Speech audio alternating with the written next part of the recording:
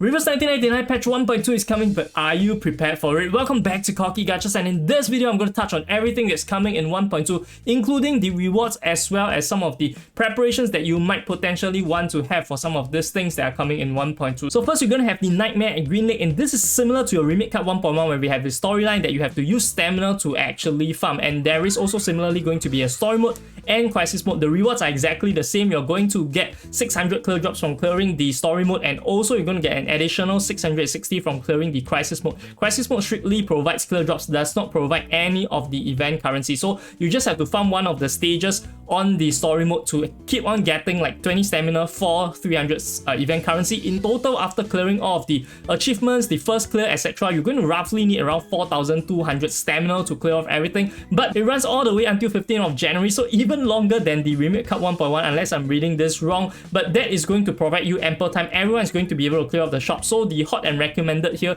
isn't going to be useful. Everyone can clear off the shop unless you start midway through the event. Now, as for our campsite handbook, this is basically just the achievement log, so you're going to be able to get the drywood. So for drywood itself, they didn't touch on it here, but basically you're just going to upgrade your facility so that you're going to get certain bonuses. It's going to help a lot for people, especially those that cannot clear the event stages, to farm the highest currency to stamina exchange rate stage. So it's going to give you like crit rate, crit damage, as well as also giving you certain bonuses when you enter battle, but this is not exactly the most important. You are already able to clear. Now moving on, we're going to have the Worn Teeth and Omax. This is basically just a Tooth Fairy story, similar to our Melania as well as our Pickers. We're going to have our individual stories for Changeling and Tooth Fairy. So for Tooth Fairy, this one is going to provide you with 240 clear drops. The rest of the materials and enlightens are not exactly the most important, but good to have as well. And this is going to last until the 28th, whereby Changeling actually comes out. And of course, we're going to have the Tooth Fairy banner. Our God among the gods Tooth Fairy is finally dropping. Honestly, I recommend everyone to get at least P0, get one copy, but if you don't really like her, then so be it. I won't really force anyone to actually go for heroes or units that they don't like.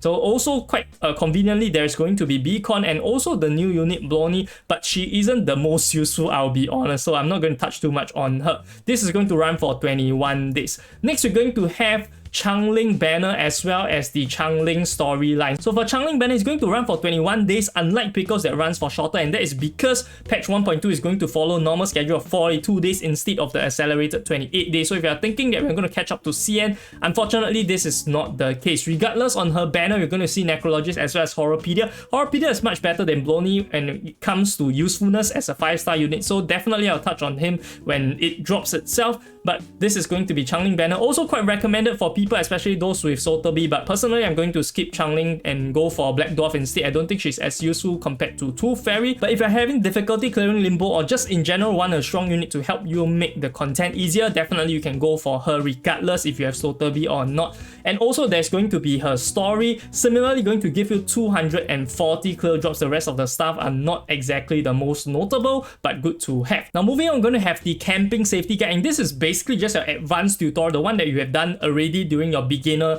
tutorial stages. So you get the Orchestra, Grand Orchestra, similar to that, but instead this time for the event you're going to get clear drops. You're going to get 210 clear drops, including some of other materials that are not as notable. And also we're going to have a tool for a tooth. This is basically an event whereby you are going to farm certain resource stages, and then you are just going to negotiate with the merchant to get the currency so that you can hit the mileage to get exchange for the rewards. This is also going to give you 210 clear drops as well as other notable material drops as well. And next, of course, we're going to have the U2 Flash Gathering, just like in Remake Cut 1.1. For people that are unaware or just new, U2 basically means additional content whereby you are able to clear with combination of fame cards, which is going to make the gameplay a lot more interesting compared to normal, whereby there's potentially dropping of Moxie limit, etc, etc. And similarly, this round we're going to have the U2 market, the special weekend. I don't know why there's a U2 shop. U2 shop and U2 market should be the same thing, basically just the U2 event shop. And on the screen right now you should be able to see what is available in this U2 market, U2 shop.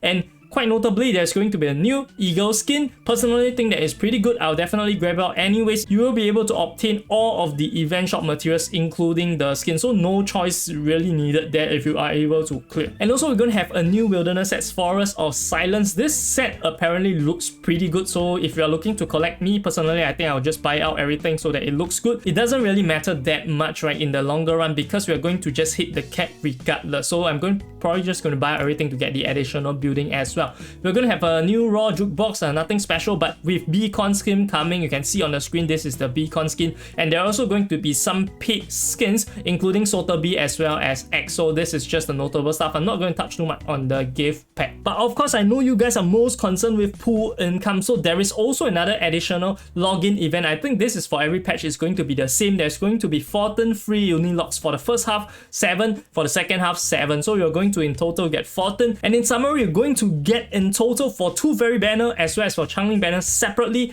For the events for 2 Fairy, you're going to get 18.5 pools additionally, and for Changeling, you're going to get 9.5 pools. This is of course excluding the other pools income that you're going to potentially get from the Limbo reset, from the daily logins, as well as your weekly, as well as your other dailies that you're going to potentially get. But do consider from events only quite a substantial amount, 18.5 pools, and also for Changeling less, but still good 9.5 pools. So do ration your pools accordingly, right, depending on what your goals are. For me personally, I will be saving everything after 2 Fairy, going towards Black Dwarf in 1.3. Now lastly, I know you guys are concerned with 2 Fairy and Changeling, so also I'm going to include this pre-farm guide whereby it is going to list down all of the materials that is needed for 2 Fairy as well as Changeling. You can refer to this Excel spreadsheet, also linked in the description below. This is actually credits to Yumedede Cake's spreadsheet that they have provided, and also for the level cost, you can check out Dollycon. Credit to Dollycon's tool over here that is quite useful. I personally use it a couple times as well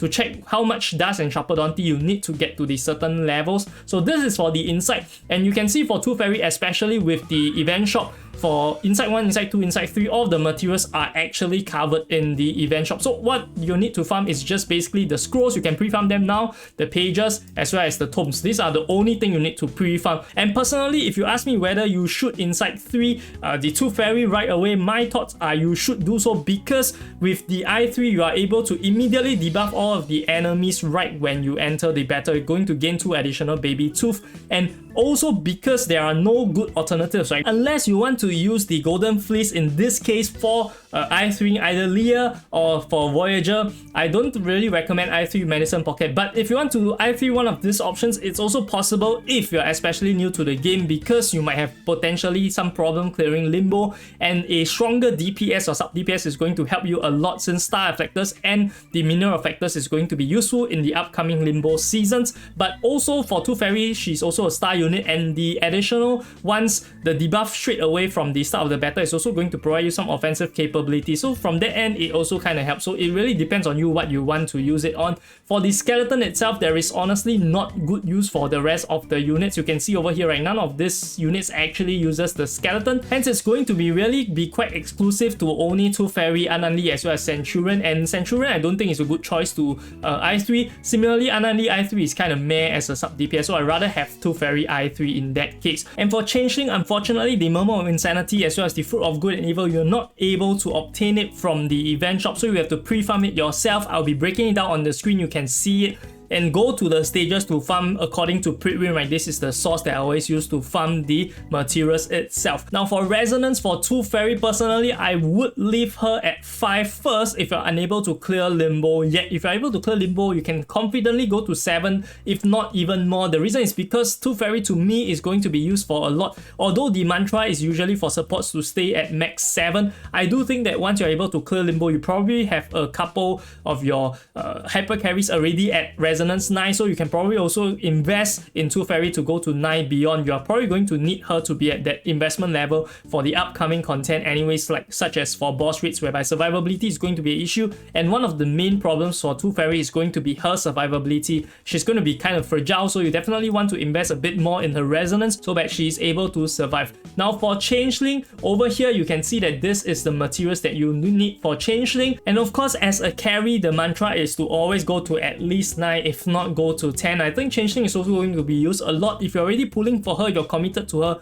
pretty much just go to 10 anyways. Now of course this is just a 1.2 breakdown. If you're interested in beyond, you're super forward looking, maybe you're interested in seeing where the power creep hell is coming to Reverse 1999, check out this video over here. I'll see you guys over there. This is Corky Gachas, signing off.